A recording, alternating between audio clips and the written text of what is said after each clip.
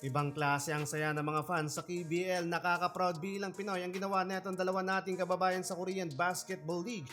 Parehong mala X-Factor yung naging performance dito sa laban. Tatlong huling laban ni Carl Tamayo sa regular season ng KBL including this match kontra sa rank 6 na Anyang Jungkwanjang Red Booster. Though pasok na mga idol sa playoffs ang LG Shakers, kailangan pa rin nilang makapag-secure ng panalo habang crucial game naman ito para sa Red Booster mula sa Changwon Gymnasium mula kay Bak Ji-hoon ng visiting team. Nagmula ang first field goal sa laban habang nakasabit ng end one basket etong si Asimari ng LG Shakers. After nyan mga idol, agad nakasagot ng field goal sa kabila si JDL. Isolation play, iniwan lang to ng kalaban mga idol habang si Carl Tamayo scoreless pa at maagang na-frustrate sa laban. 2 personal foul agad mga idol ang kanyang na-commit with 1 turnover. Pero halfway ng quarter bumawi naman si Tamayo at nagpakawala pa ng corner 3-pointer. First field goal yan ni Kabayan dito sa laban. Sumagot naman dyan agad ng 3 si Javi from the wing 3 at namimisikal etong si Carl Tamayo plus another 3 naman para kay Carl Tamayo.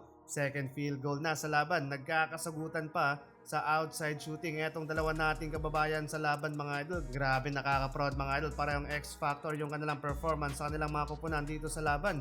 8 points para kay Carl to lead LG habang 14 points naman para kay Javi Gomez de Leano to lead Anyang. Lamang ng 8 points ang visiting team 18-26. Second quarter no Carl Tamayo para sa LG Shakers at second unit ang nagbubuhat with their back-to-back 3-pointer hanggang sa naitabla na nga nila sa 27 ang tala sa scoring.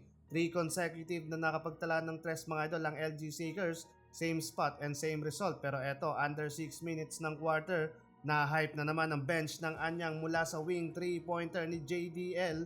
Grabe etong former Terra Firma Jeep small forward. Nagbabaga mga idol sa outside shooting 5 of 6 beyond the arc habang halfway na din nang ipinasok sa laban si Carl at inalat na mga idol sa shooting. Nagtatako pa si Kabayan sa foul. 3 personal foul na ang kanyang nakomit kaya back to bench si Kabayan the rest ng first half. 3 points lead para sa LG Shakers 35-38. Third quarter mas lalong naging agresibo etong home team. Small run mula sa 4 straight points na ginawa ni Asimari habang under 6 minutes ng quarter nang inilabas etong sinatamayo sa laban. Nag-showtime naman sa kabila si Javi Gomez de Leano with 4 straight points kaya pinasok ulit sinakabayan sa laban. Nangangalabaw ng depensa etong si Carl, instant impact sa opensa pero sumagot naman dyan si Javi ng dagger 3-pointer. Yun nga lang, mas na-hype mga idol ang home crowd sa ginawang fast attack ni Carl Tamayo. 4 straight points din ang sinagot sa run ng visiting team. Lumobo pa sa double digit ang lead ng LG Shakers. So far 16 points and 6 rebounds para kay Tamayo habang etong si Gomez de Leano mga idol meron ng 24 points and 3 rebounds. Fourth quarter time mga idol, no Carl and Asimari para sa LG Shakers at sobrang bagal mga idol ang tala sa scoring. Parehong napako sa 50-63 from the end of third quarter ang talaan.